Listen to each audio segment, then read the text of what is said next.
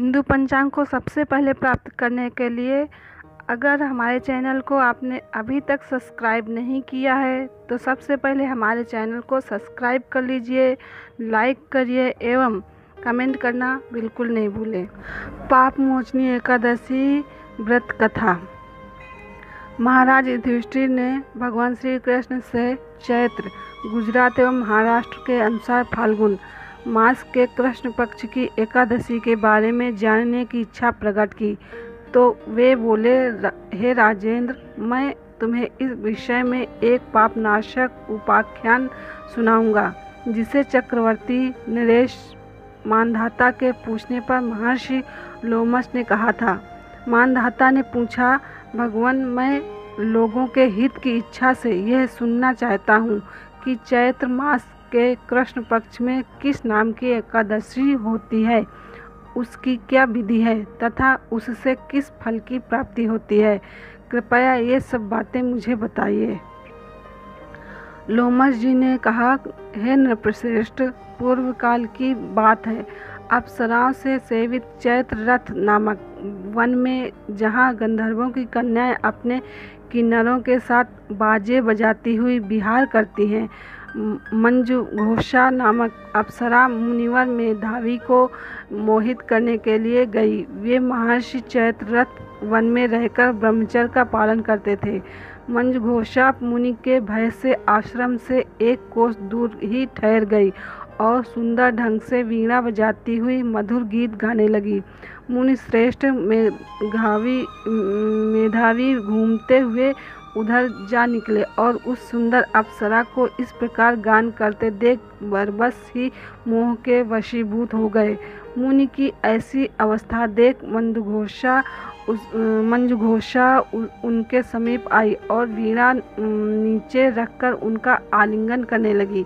मेधावी भी उसके साथ रमण करने लगे। रात और दिन का भी उन्हें भान न रहा। इस प्रकार उन्हें बहुत दिन व्यतीत हो गए।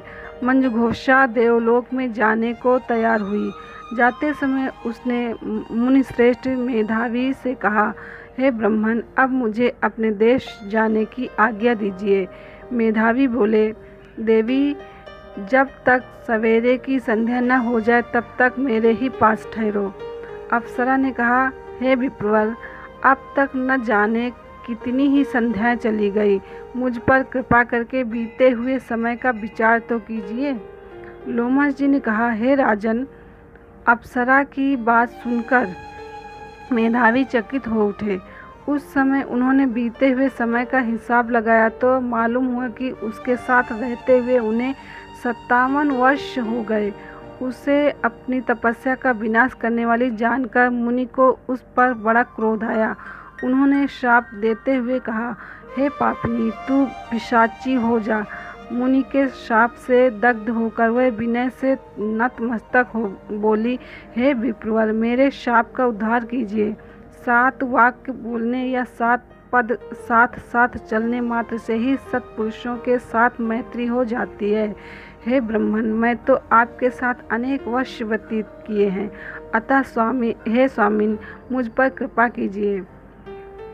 मुनि बोले, हे भद्रे, क्या करूं? तुमने मेरी बहुत बड़ी तपस्या नष्ट कर डाली है। फिर भी सुनो, चैत्र कृष्ण पक्ष में जो एकादशी आती है उसका नाम है पाप मोचनी।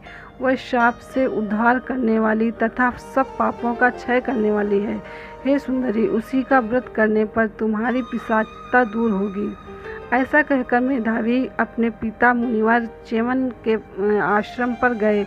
उन्हें आया देख च्यवन ने पूछा, बेटा, यह क्या किया? तुमने तो अपने पुण्य का नाश कर डाला। मेधावी बोले, पिताजी, मैंने अप्सरा के साथ रमण करने का पाप किया है। अब आप ही कोई ऐसा प्रायश्चित बताइए जिससे पातक का नाश हो जाए। च्यवन ने कहा, हे बेटा, चैत्र कृष्ण पक्ष में जो पाप मोचनी एकादशी आती है उसका व्रत करने पर पाप राशि का विनाश हो जाएगा। पिता का यह कथन सुनकर मेधावी ने उस व्रत का अनुष्ठान किया। इससे उनका पाप नष्ट हो गया और वे पुनः तपस्या से परिपूर्ण हो गए। इसी प्रकार मंजुघोषा ने भी इस उत्तम व्रत का पालन किया। पाप मोचनी का व्रत करने के कारण वह पिशाच योनि से मुक्त हुई और दिव्य रूप धारिणी श्रेष्ठ अप्सरा होकर स्वर्ग लोक में चली गई। भगवान श्री कृष्ण कहते हैं, हे राजन, जो श्रेष्ठ मनुष्य पाप मोचनी एकादशी का व्रत करते हैं उनके सारे पाप नष्ट हो जाते हैं। इसको पढ़ने और सुनने से सहस्र गौदान का फल मिलता है। ब्रह्म हत्या, स्वर्ण की चोरी, सुरापान और गुरु पत्नी गमन करने वाले महापातकी की भी इस व्रत को करने से पाप मुक्त हो जाते हैं। यह व्रत बहुत पुण्यमय है। हिंदू पंचांग। हमारे चैनल को सब्सक्राइब करें, उसके लिए सब्सक्राइब बटन दबाएं। नए वीडियोज़ का नोटिफिकेशन पाने के लिए